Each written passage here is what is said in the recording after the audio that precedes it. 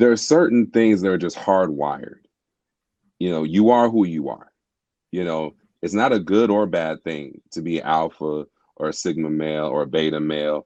You are who you are. I think when we compare ourselves to animals, I mean, it's evolutionarily speaking and biologically speaking and naturally speaking, it's not so much that we're comparing ourselves to a silverback, but we are still animals and we still did evolve from something.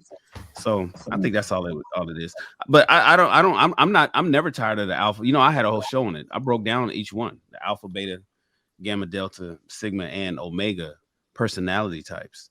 I think what he was explaining when he was saying it's contextual, because you can be alpha at your birthday party, but then as soon as you guys go to the concert, everybody's paying attention to Chris Brown, and then suddenly you're not alpha no more. Um, who's at my door?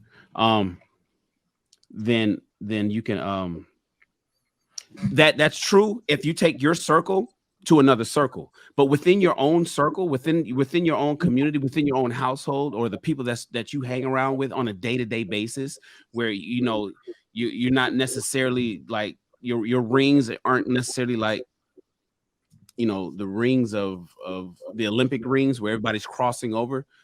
The alpha is going to be the alpha at all times.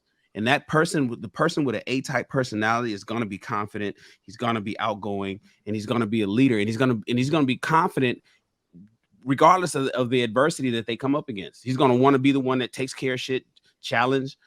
Even if it's a heavy challenge, he's going to step up to the plate. Typically in a situation when you see somebody take charge of leading something, like maybe they see something wrong, they don't just sit back and just chill. They like, yo, let me see what's going on with this, and let me see if I can fix this or work out something or make things better. That's typically the A-type personality, and it just is what it is. Now there are other ones, and it's unfortunate that we only talk about alpha and beta. It's almost like so most people who don't understand the personalities, they think it's just two. Beta. You're either a leader or a follower, and that's it. And that's not necessarily the case. Actually, I shouldn't mean necessarily. It's not the case.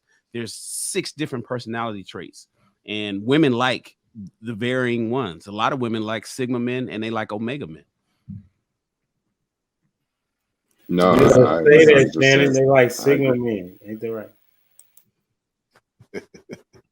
He said they play with the alpha males. They marry the sigma males.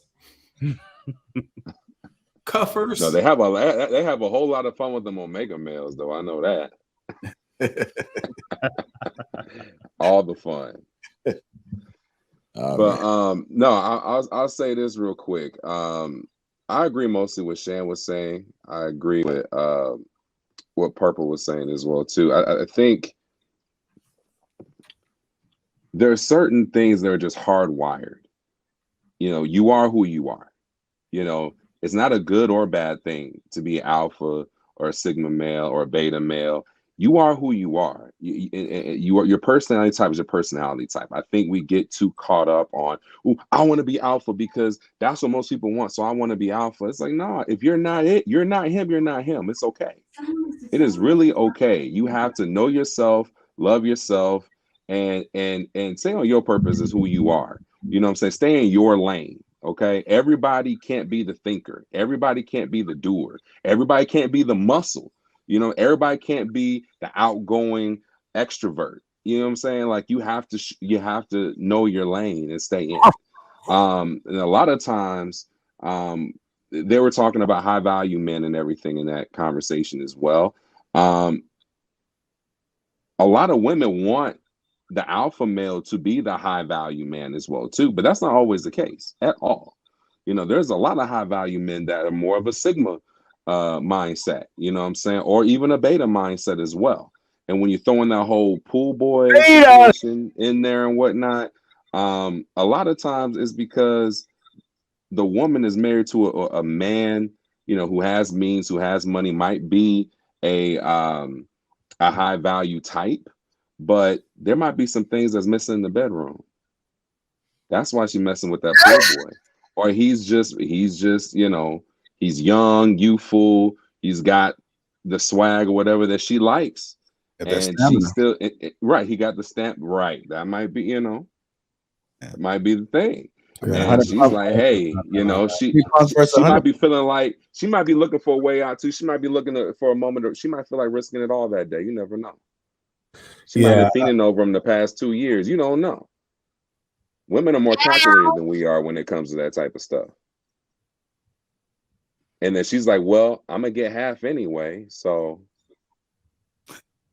you know, I might as well go ahead and get my rocks off. You know, so it just depends. It depends. But I don't think that she wants to be with that pool boy or anything like that. I don't think that's her admiration. I don't think we have to be mindful. Remember, women are hypergamous. They want to align with the male who has the most. That can elevate their situation as much as possible. So they may not marry that top alpha male that just had them whipped from day one, or they were fiending over. They ended up marrying this other dude who might be more of a beta or a sigma or whatever, but he's got the means and he's willing to put up with her stuff, and he does whatever she asks him to do or tells him to do. So she just she's like, hey, I can get whatever I want out of him. I'm gonna go with him because I can't have the alpha I really want because he's still out here having fun. So you talking about Cassie and Diddy? Yeah. There's always a hierarchy. You know what I'm saying? That's the thing. There's always a hierarchy in everything in life. You know, whether it's in nature, whether it's in society, we always know how to sort ourselves, and we know where we rank among other men. We know how to sort ourselves, especially in times of, you know, we know what each one is good at. We know how to filter ourselves. So I think that this kind of boils down to like hierarchy and where you kind of stand in the social arc.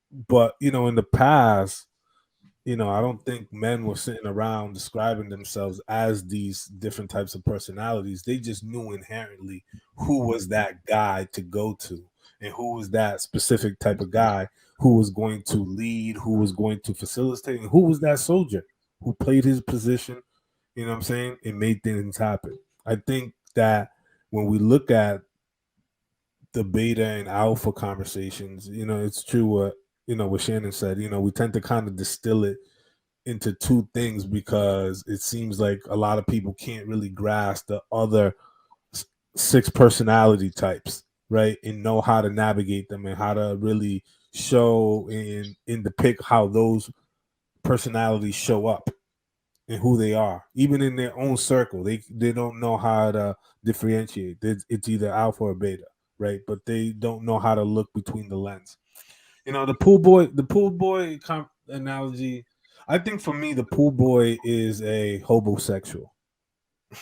Let's be honest. I think the pool boy is a homosexual. And I'm gonna explain why. I know that they try to make him seem like he's cool and all this and that, but women want the pool boy because she has the power. She knows that the pool boy is a good time, not a long time. So therefore, she has the power. Yeah.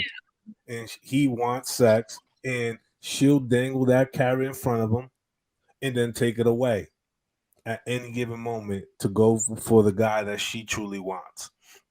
And sort of, it's a power dynamic, right? For me, she gets more satisfaction of knowing that she has the upper hand, the leverage in that dynamic, because ultimately she understands that he's only good for one thing and it's a good time, but she could also walk away because knowing that he will always be there at her beck and call.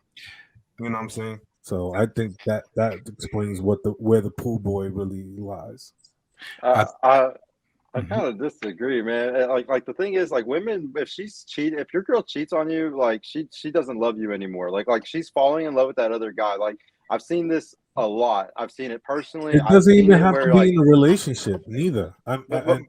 But I'm just saying she's falling in love with that guy that she's having sex with. Like that's all I'm saying. And I've seen it happen multiple times where like you think that like she's just she completely will hate the other guy. Like completely start hating her actual husband or boyfriend, whatever. And like she'll listen to whatever the pool boy says. Like if the pool boy says like, hey, don't kiss your boyfriend for the rest of the week, she'll do exactly what he says. Like these girls, whenever they do those type of things, it's literally because they're falling in love with that other guy.